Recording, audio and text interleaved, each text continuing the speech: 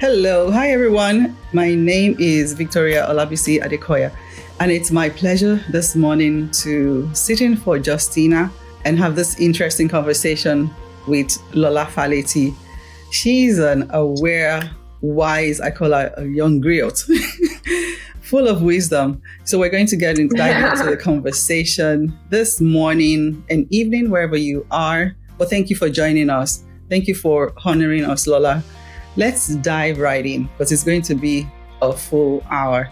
And Lola Faleti is a life coach. She's also a hypnotherapist, which she will tell us more about herself. You'll hear from her mouth. And we'll dive right into the questions for this session. I can't wait. So Lola, please tell us a little bit more about your background and what you're doing currently. Yes. Well, first of all, thank you for having me. What I do now, I am a coach and clinical hypnotherapist. I run my own practice. But before that, I was an HR professional for about 8.5 years. And so throughout my tenure in HR, I worked with thousands of employees, spent thousands and thousands of hours working through personnel issues, coaching individuals, coaching teams, managers, executives. And I decided to make this big pivot because I was burnt out. And a lot of what I have been working through and unlearning, it just kind of clashed with my career, and I decided that I needed to take a step back and really take ownership over what I'm doing, how I'm serving my community, and live my dreams. And so now I help individuals find healing and create positive change through hypnotherapy. That is amazing. You've come from one side of the pendulum of HR, and HR is not easy. So I'm not surprised about the burnout. It's a difficult job because if a company wants to make a difficult decision, it's HR who they're going to send to execute that and then suffer from the consequence, yes. With the team or the staff. So thank you for coming from that high energy, high stressful end of the pendulum to now wholesome healing and helping people to be a better version of themselves. And I have to tell you, I love talking with Lola because I could spend all day just talking with her. The energy is great, the wisdom, it's above her age, and I respect that. And wisdom does not correlate with age. And that is something that Lola brings to the table with a lot of wisdom, and a lot has been put into you as well. And I appreciate you, owning your own and bringing it forward, branding it, and helping others. So thank you so much for sharing your story. So this is good. You're in a great space right now where you're helping people. So the conversation today is around the Gen Z and the culture clash. And also we'll talk about childhood traumas, which I'm sure we all have our own portion of it. I don't think anybody escapes that. But today, let's dive right in. So the first questions we want to ask is, how can young people come to their full potential earlier than later in life? Yeah, there are many ways, but in order to come to their full potential, I believe that young people need to have a safe space to explore who they are authentically. I don't think that, you can get to your full potential at a young age, mainly because you're still growing, you're still learning, and you're not a static individual. You are a dynamic individual.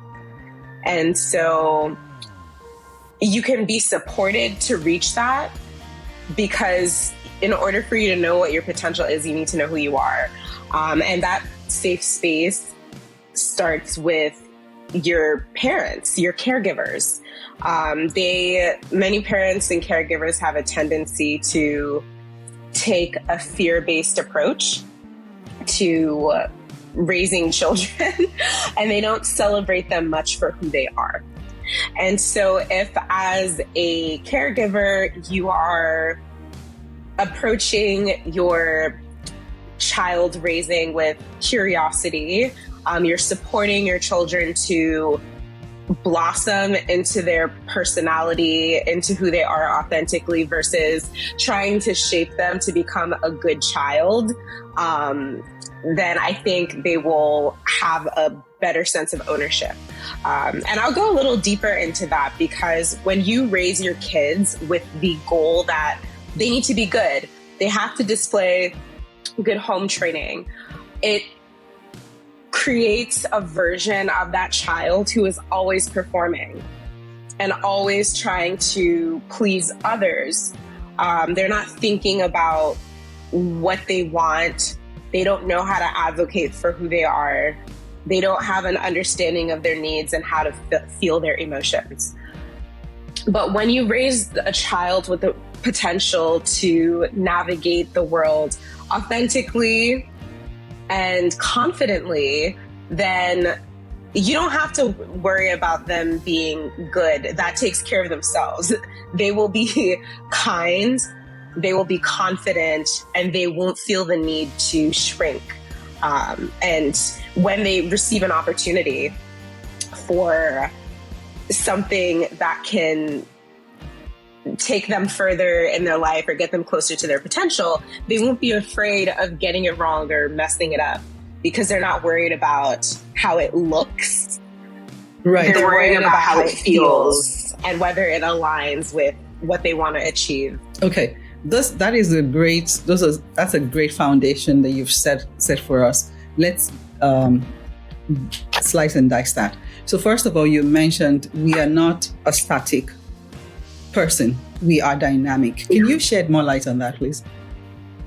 Yes. As you go through life, you are constantly changing.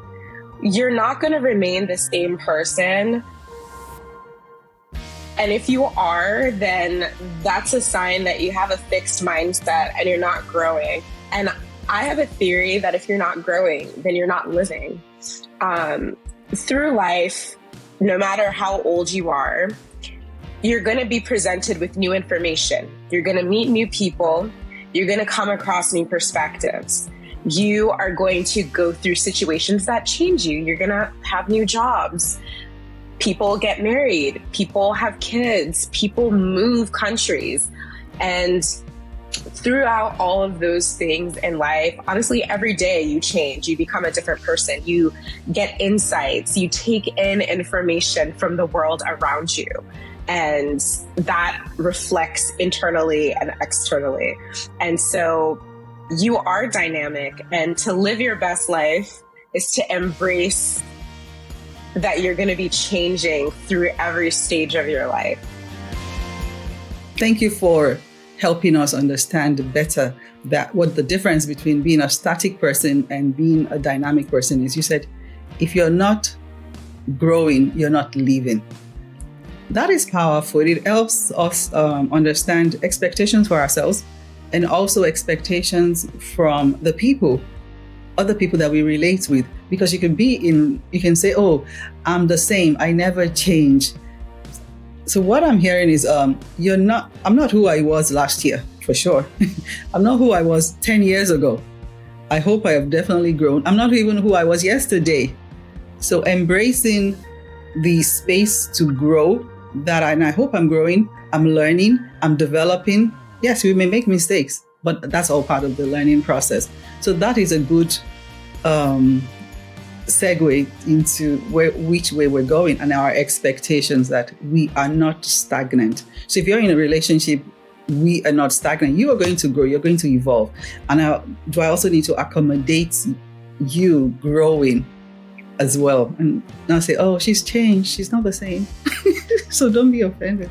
So that is a good thing. Do you have, and then you talked about when children are brought up to please on a performance basis, does that mean as parents or caregivers, we've programmed the child to say, I only love you if you do 1, 2, 3, if you perform?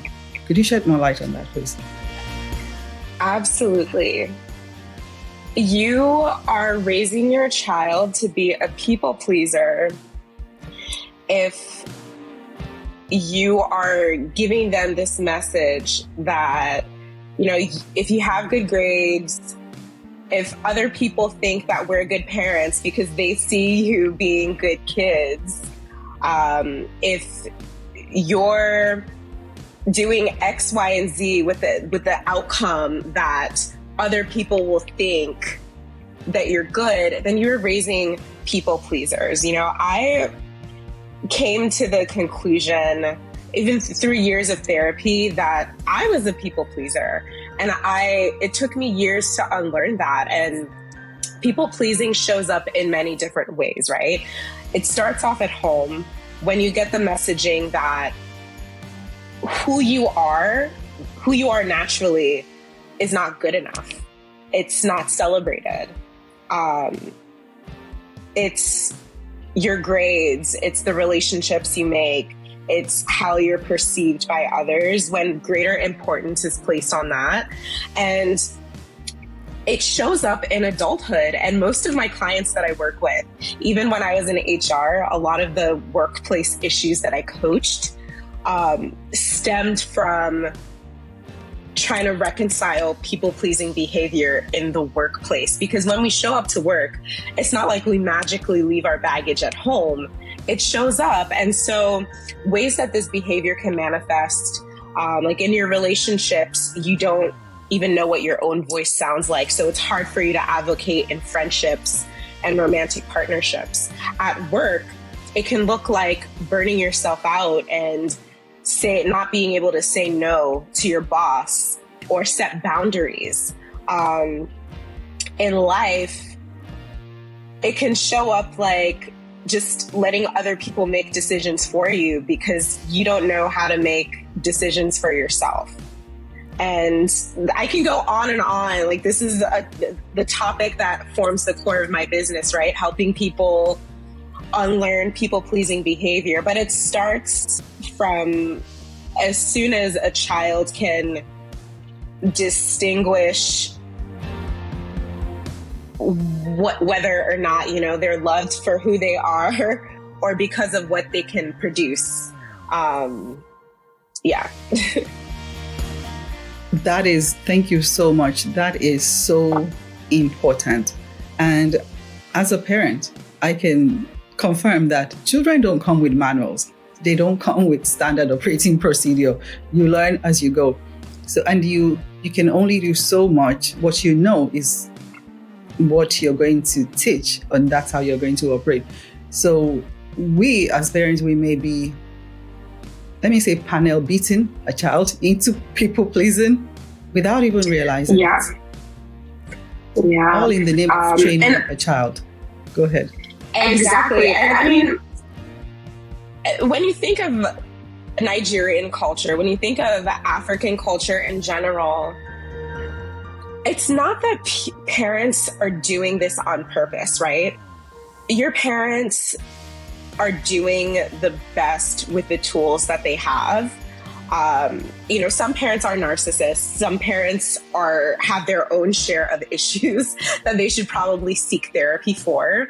But the bulk of our parents, they were focusing on surviving and didn't have the time to genuinely nurture kids and provide a safe emotional space for them. And a lot of us turned out okay, but on the inside, we're a hot mess because we're still learning how to feel our emotions. We're learning how to communicate. We're learning how to be authentic. And so it's just like this whole loop. And unless you break it in your generation, it will continue. Wow. Well said. Well said. And as parents, we do the best we can. But then again, if I haven't healed, if I'm not even aware that I have brought in childhood trauma or my wounds, and then I'm parenting and operating from a place of fear where, you don't want that child to act a certain way when they're outside because you don't want them to, disgrace you, as you call it. But that is counterproductive to letting the child be or learn how to be their authentic self. So that is lessons learned. And this is why we're having these conversations, because we are learning and seeing that the operating system from 19 it's not working today. No. And we're talking about Gen Z especially. So tell us more. Give us examples of what you've experienced when we're talking about Gen Zs these days as a product of this upbringing. Yes. So I have observed a lot of Gen Z behavior. I myself am a late millennial. And so a lot of my friend groups and the people that I come into contact with, the day-to-day line, toe the line between millennial and Gen Z. And what I'm seeing a lot of on the internet, in person, Gen Z are not playing these games. They are very quick to stand up to their parents. They're very quick to enforce boundaries and say, hey, this doesn't feel good for me, so I'm not going to do it. And sometimes it's on the edge of laziness. Not to say that Gen Z are lazy, but that's how it can be perceived by older generations, right? We're seeing a lot of Gen Zs just doing what they want to do and not really thinking about whether or not their parents will approve. And for Gen Zs who have elder siblings who are millennials and other generations, it's easier for them to forge their own path because they've seen their siblings go through the ringer, and they're now able to learn what not to do. And I really appreciate Gen Z for that, because it's even in the workplace, you see them saying, I'm not going to work past a certain hour. I'm not going to, don't speak to me like this. I'm going to email how I want. And I think that that's a result of just, by the time a lot of parents, like in my parents' generation, by the time a lot of them got to their Gen Z kid, it's kind of like, you know what, we have older siblings who can sort of show them the way. And I really love it, because even just within like my family, I have a ton of our family has a lot of Gen Z kids. And if you see how they're showing up for themselves, how they're exploring their interests, how they're making careers that are non-traditional, I'm so proud of them, because they know how to put their feet down. They don't have as much people pleasing to unlearn. So important. So what I'm hearing is the Gen Z, I will define who Gen Z is. You can see, some people see associated with the generations or not. But what I'm hearing is they are learning to be authentic. They have discovered or probably observed the siblings prior to them or the generation prior to them as being a pushover, they may say. And I'm saying, I wouldn't be like that. I would use my voice. So this is part of the authenticity that you're talking about. So thank you for sharing that. So we have a lot to learn from the younger folks, because maybe in my time, if you were to say something you're not supposed to say, you will get the beating, the whooping. Yeah. And I want to discuss that very quickly, right? Because a lot of parents defaulted to physical abuse to put their kids in line. And whether you want to admit it or not, whether or not this might trigger some people to feel defensive, but beating your children is a form of child abuse. And if you're okay with that, you're okay with that. And if you're not, maybe you'll do better. But children need to be children. Children are not mini adults. Children are not supposed to be copies of you. You are raising a human with their own thoughts, who will form their own beliefs, who will create their own internal culture. And for example, if a child says something that they're not supposed to say, beating them is not necessarily going to guarantee that they're not going to do it again. You know, as a parent, a healthier approach would be to, you know, stop the behavior, explain like, hey, this is why we don't say these things. Your words have impact. And then next time the child would have the opportunity to think critically about what they're saying. A lot of parents tell their children what to do, but they do not show their children how to do things. And that's why, specifically in the millennial generation, you have people walking around like with their lives not together because they don't know how to do things. They weren't taught how to do things. They were just told, don't do this, don't do that. And so I think it was important to highlight that because you want to be a teacher to your children. You don't just want to be an authority, because influence is greater than authority. Thank you so much. On behalf of all the children who were whooped without understanding why, I apologize.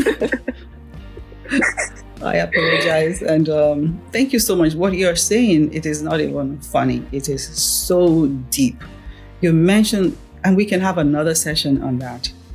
Beating a child, especially I think the African background, is teaching the child violence and giving the child this, saying to the child, this is how you resolve conflict. Or when you don't have your way, this is how you do it. But there's a better way. And you give the examples of having a conversation, having a framework. And again, we did say the parents do the best. They use the best tools that they have. So this is why it's so important that to learn that if we're now seeing men in their 40s, 50s, still, or not just men, it could be either gender, people bashing people, whether verbally, physically, just to have their way. It goes way back to the old operating system and framework that they were raised with. Yes. And I also want to add that when you either physically hit your children or verbally abuse them, so calling them names, using negative language with your children, and, you know, parents will often say, well, I do this because I love you, right? You're setting the tone for their relationships in life.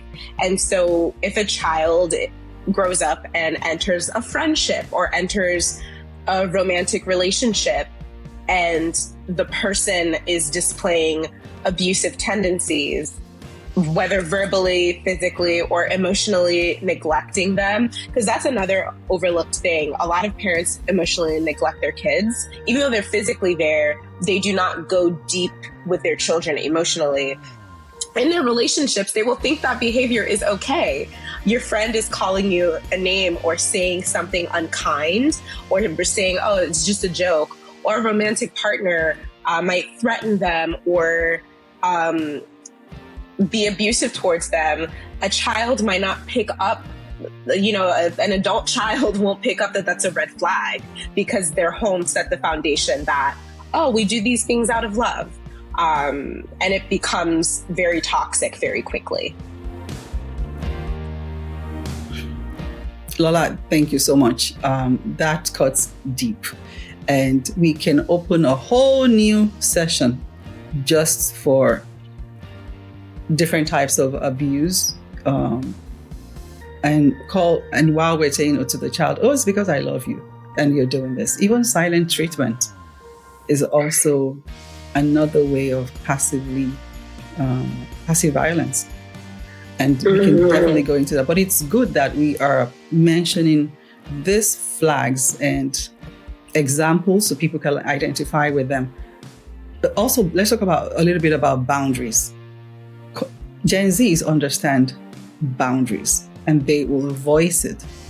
But a Gen Z trying to explain to their parents or somebody, an older adult person who does not necessarily understand boundaries or is aware, could you shed more light on how to bridge that gap? Because that's when we come into the clash. Yes.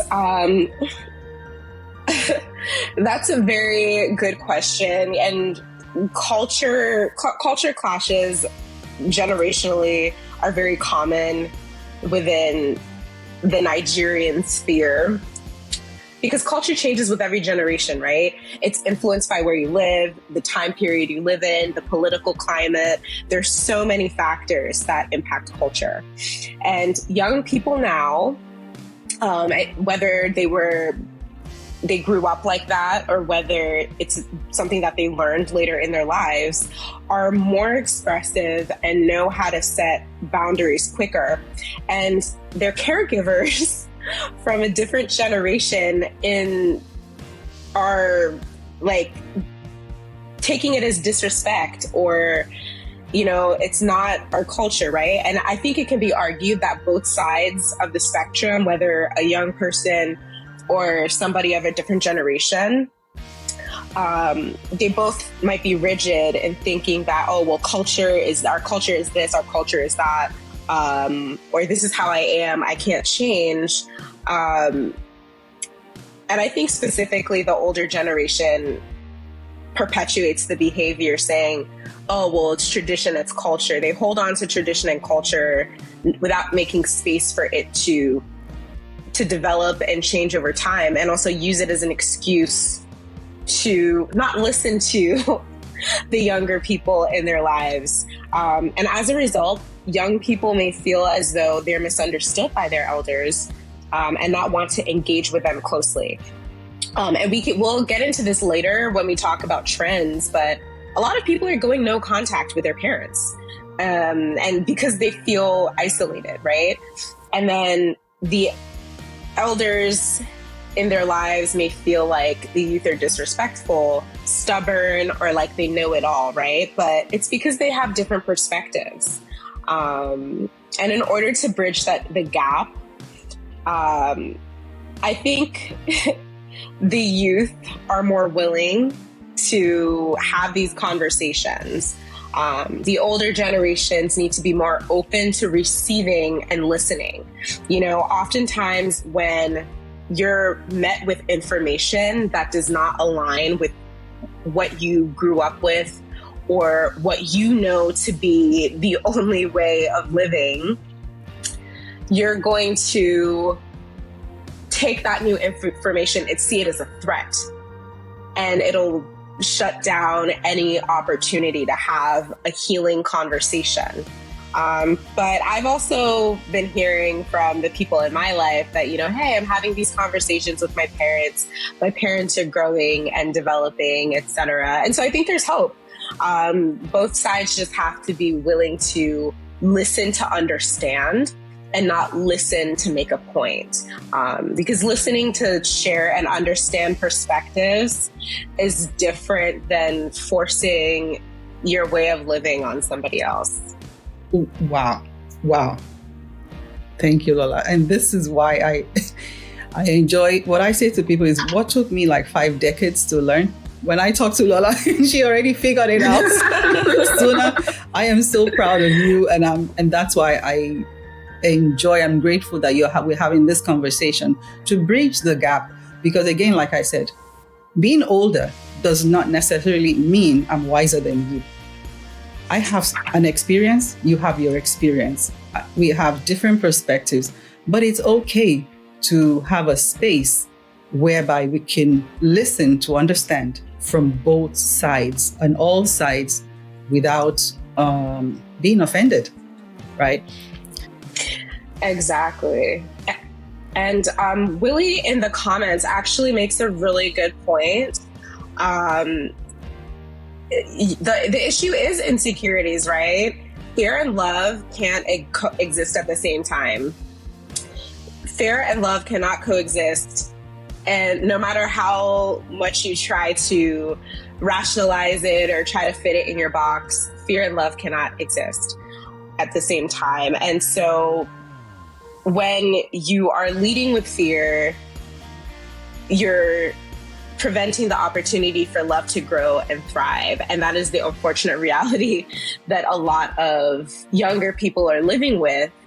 They might not necessarily truly love their parents for who they are, but they are afraid of them and respect them out of traditional culture. So yes, thank you for bringing that up, Willie, because it is very, very true. Very accurate. Thank you for that. And thank you for the feedback. Thank you for the chat. I just took a look myself.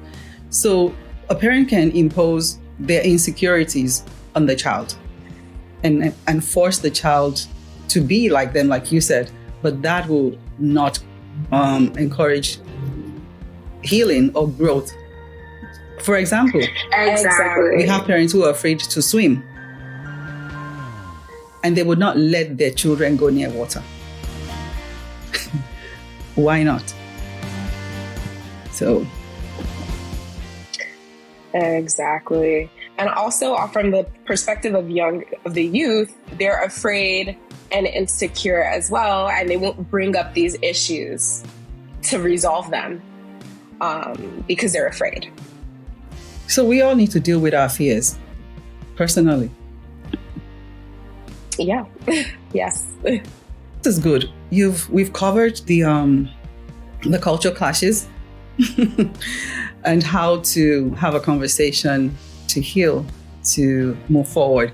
And we've also talked about feelings of isolation and confusion in young individuals as well. So thank you for covering that.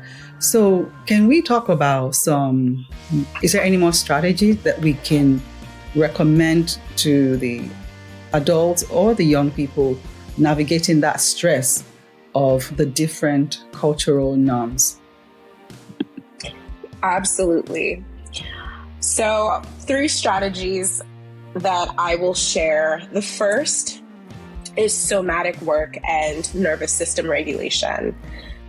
Oftentimes, the stress that comes about as a result of generational differences or toxic home environments, whatever the case may be, stems from your nervous system not feeling safe enough to show up or be who you are authentically or even process your emotions, right?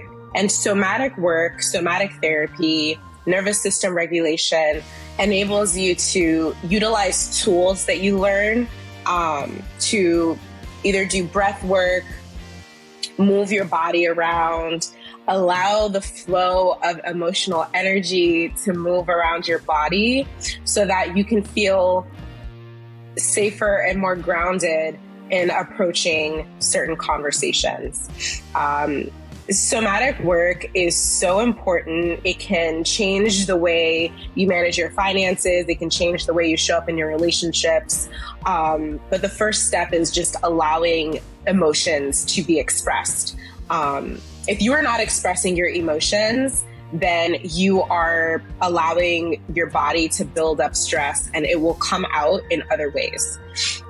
The second strategy that I have, and this is more geared towards younger people, whether you're a young adult, whether you're a child, whether you are an adult child, however you identify, but more specifically for the youth, like finding safe adults to help them practice showing up authentically will help them feel more comfortable advocating for themselves to their parents. So whether it's in school, you have a teacher that you trust, you have an aunt or uncle that mentors you.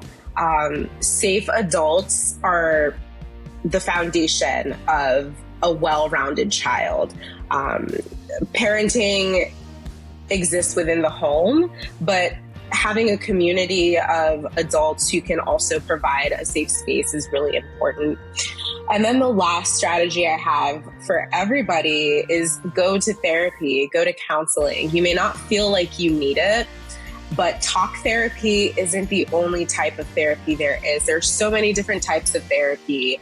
And if you grew up in an environment where you could not express feelings, maybe anything other than joy or neutrality was discouraged, you need to go to therapy. You need to learn how to identify how emotions show up. You need to learn how to talk about them without intellectualizing, because thinking about your emotions is not the same as feeling them and letting them go. And so I recommend therapy to everybody because it will give you tools to manage stress in your day-to-day. And hypnotherapy is a great form of therapy because it can take you into your past and set you up for success in your future.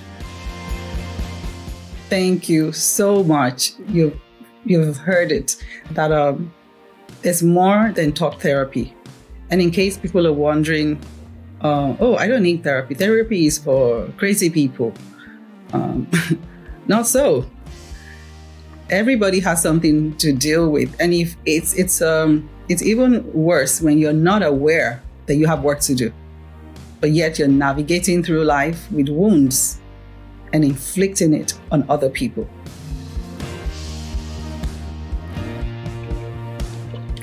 So exactly, let's go to therapy. I definitely support therapy. I've benefited from therapy off and on for many years at different phases of my life. And I recommend everybody to explore that option, to be healed and come into relationships, especially with your best version. Yeah. So thank you for mentioning that. So now we can talk about hypnotherapy. What is hypnotherapy for those who don't know? Yes. So hypnotherapy is the use of hypnosis. Hypnosis is focused consciousness. And it's the use of hypnosis to make positive change in your life. I like to think about hypnotherapy as updating our internal software. The same way we will update our phones and laptops, we should be updating our own internal software. And this rings true for people who want to achieve goals or make changes to habits in their lives. It's hard to do it on a conscious level because your conscious mind makes up a very small part of your brain. Your subconscious mind is where your programming is. And by accessing your subconscious mind through hypnotherapy, you can manage pain. Hypnobirthing is a thing. People use hypnosis to help manage the pain of childbirth. People use hypnosis for performance at work, in sports. People use hypnosis to become wealthier. People use hypnosis to release the pain of their past. And the way that it works is that it bypasses the critical factor of the mind. The critical factor of the mind is this barrier between your conscious mind and your subconscious mind. And it's fully formed, let's say by the time you're 4 years old, and it exists so that our thoughts do not harm us. Because if every little thought that we had was a thought that we acted on, that can get pretty dangerous, right? And so as we grow up, and our belief systems have formed, our critical factor of our minds will either accept or reject information that is in alignment with what it feels to be true. So I'll use myself as an example because I, as a hypnotherapist, hypnosis and hypnotherapy is something that is a daily practice for me. I'm trying to grow my business. And if I have thoughts that I'll never be successful as a business owner, or that 9 to 5 is the only way that I can make a stable life for myself, if I'm consciously trying to make the change or take in affirmations, right? It's not going to resonate. I can say affirmations until the day the cows come home, but my subconscious mind does not believe it. If I was to go into hypnotherapy and bypass the critical factor and directly say to my subconscious mind, I'm an incredible business owner. I don't need to rely on a 9-to-5 in order to be successful. My brain will then take that information as true, and it will then impact my behavior because it's influencing my identity. And in order to make change in your life, in order to accomplish your goal, it's less about the outcome and more about your identity. So hypnotherapy is very effective in that way. I mean, I've had clients who have started businesses, who have been able to learn how to manage stress, who have become more courageous and more authentic because they've been able to rewire their brains to receive that information as true. And it's really cool to see because it's very quick and effective, even with building wealth. I like that. Thank you so much. And now for the non-Gen Zs, if Lola has lost you with hypnotherapy, that's another place where we see culture clash. Because I believe the Gen Zs are very familiar with what she's talking about and doing these things. And how do we bridge the gap again? Because the older generation will be like, oh, never. I would never try that because I don't know about it. Yeah. It's interesting, though, because hypnotherapy has been around for such a long time. And a lot of people, during my training to become a hypnotherapist, I encountered a lot of people of older generations who have been through it, but they were Caucasians. I think within our culture, specifically within Nigerian culture, or even immigrant culture in general, it's not just hypnotherapy, it's any form of personal development. I think the older generations are more resistant to. And I think in order for the older generation to bridge that gap, I have, again, 3 more pieces of advice.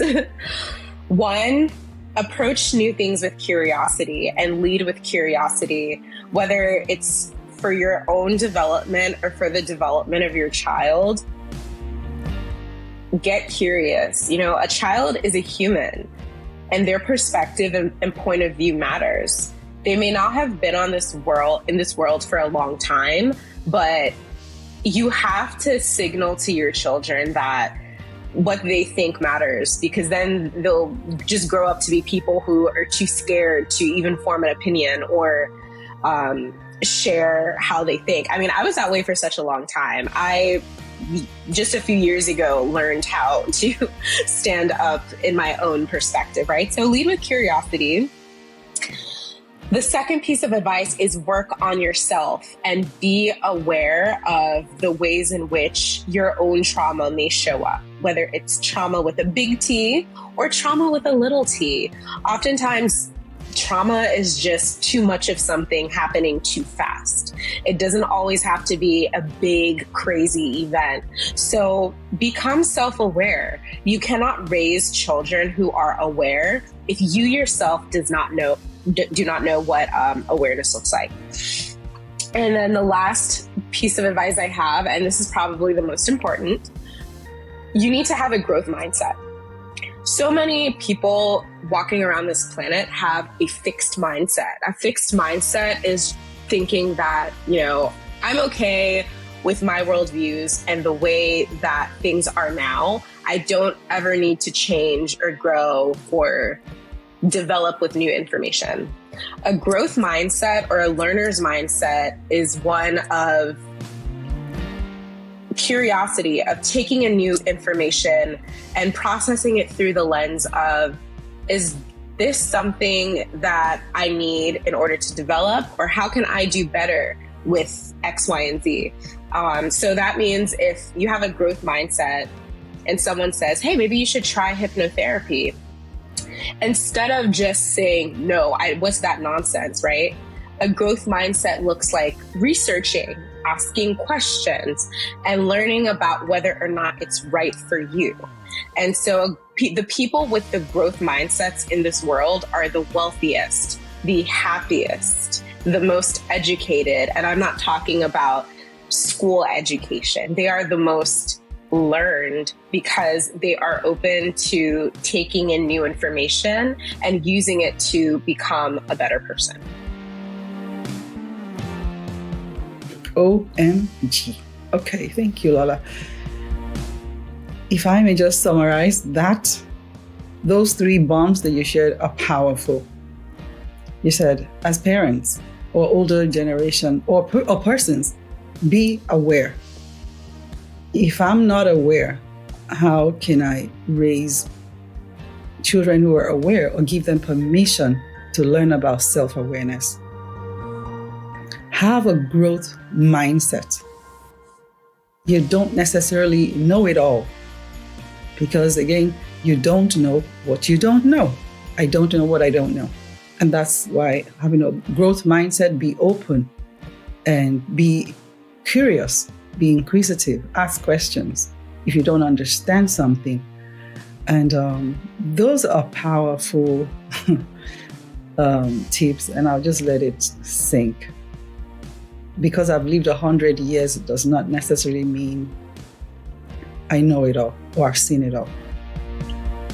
And also, please don't impose the operating systems all in the name of the operating systems from 1900s, all in the name of tradition and religion, and imposing it on children.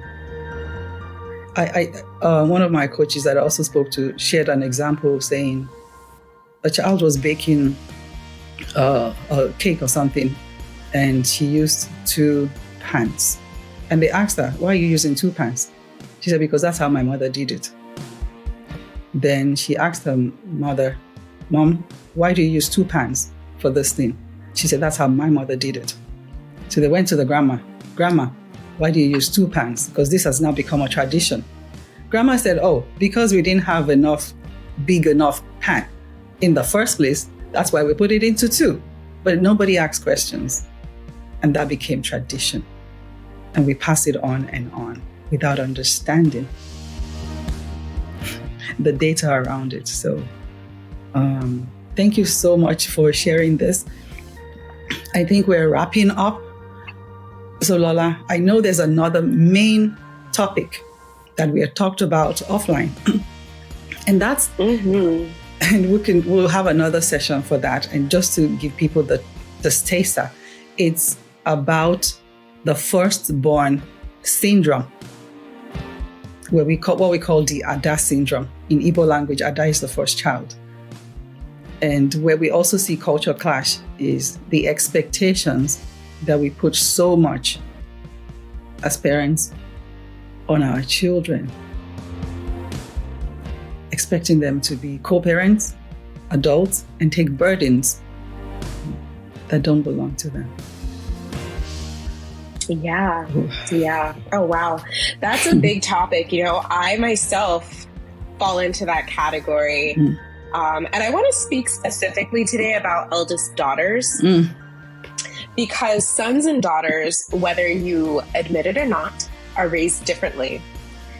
And being the eldest child, being the eldest daughter, being the only daughter in some cases, so many expectations are placed onto you because, first of all, you're the first child. You're the first time your parents are experiencing raising a child. And so you're the experiment.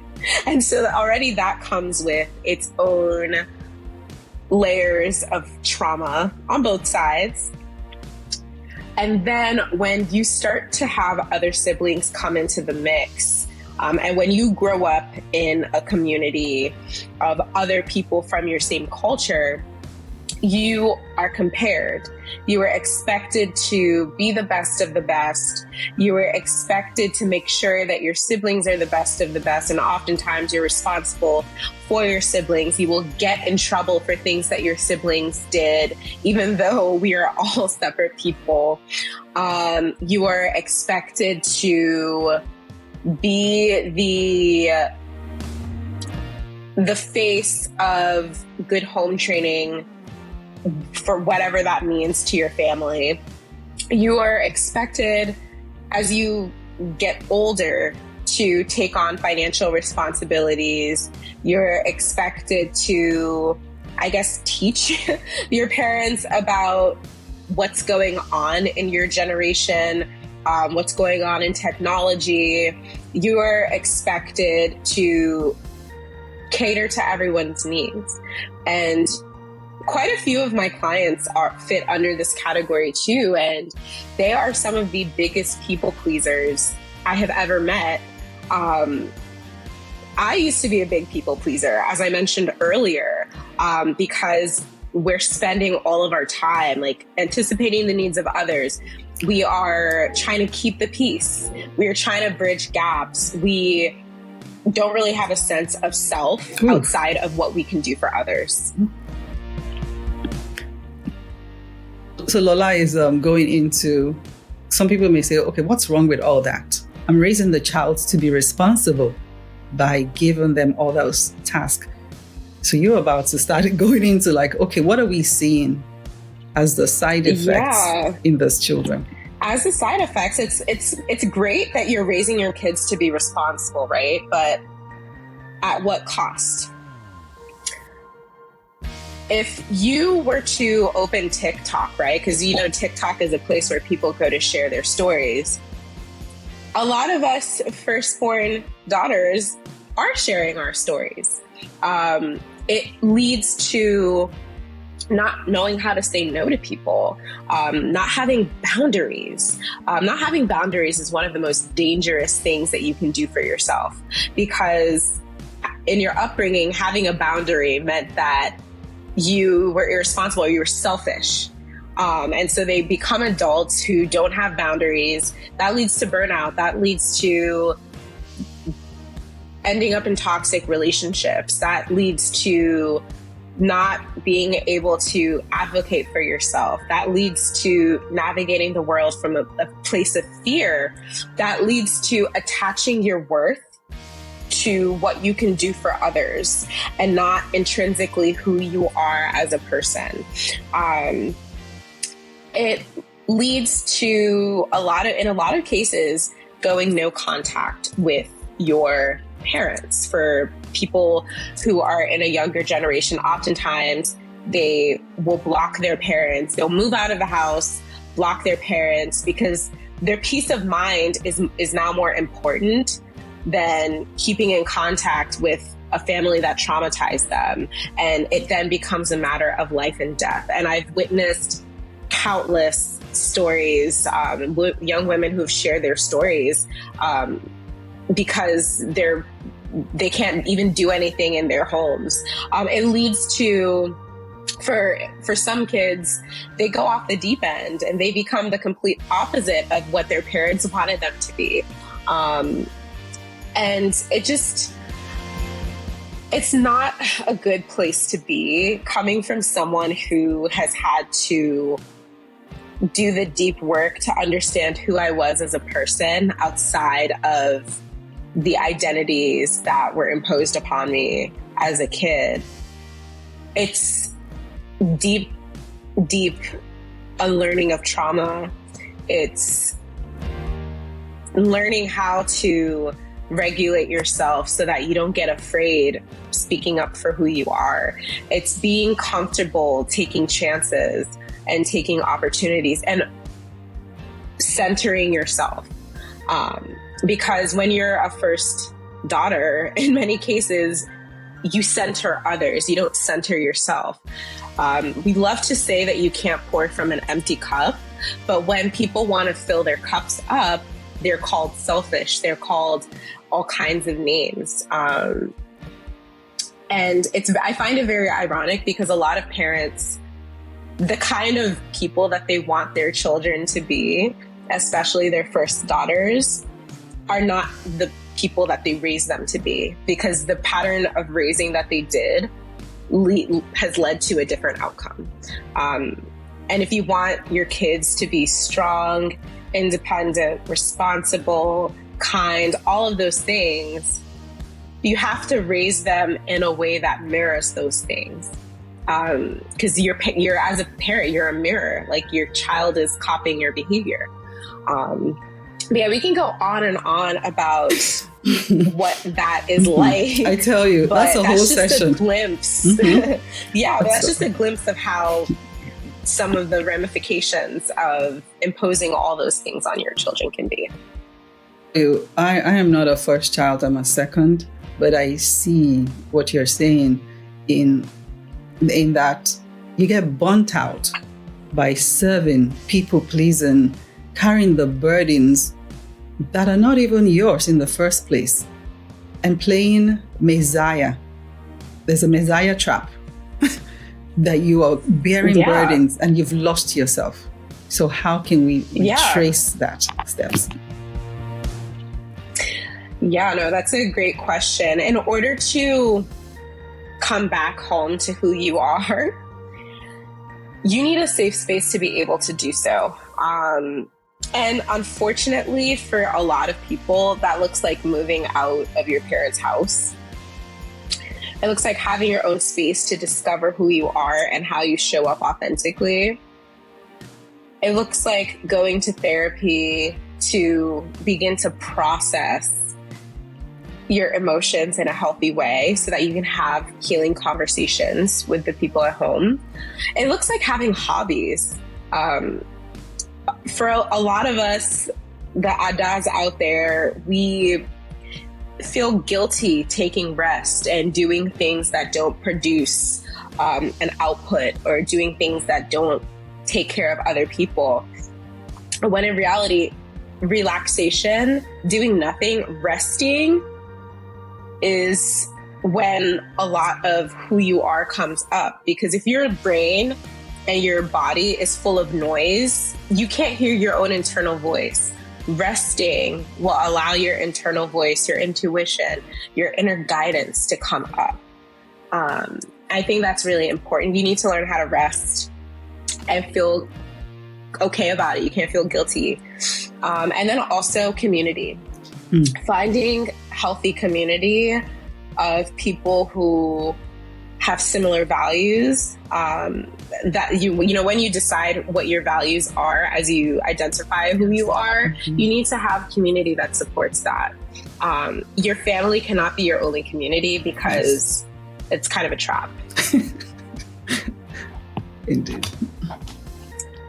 And so you're talking about self-care now. This is really good. That is it okay to say no? Yeah. No is a complete sentence. No is a complete sentence. And in order to learn how to say no confidently, you need to learn how to regulate your nervous system. And this is, again, a whole other conversation. But the feelings, it's not that we're afraid of saying no.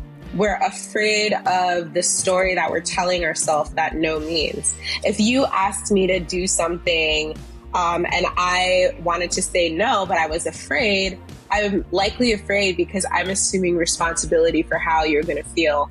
I'm afraid to say no because it triggers and activates my nervous system and it makes me anxious. But if I learned how to feel safe in my body, feel grounded in my body, and say, hey, no, actually, I won't be attending, but we can hang out another time.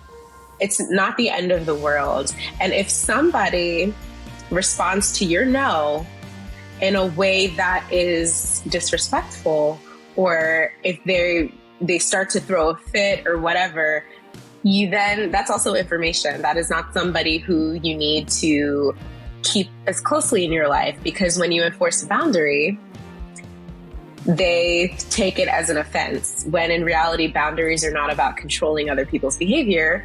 They're about how you show up for yourself, and what you will and will not engage with.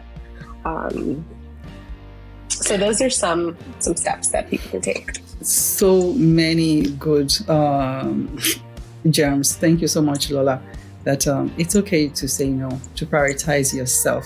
And by me expressing my boundaries, I'm also giving others permission to share their boundaries.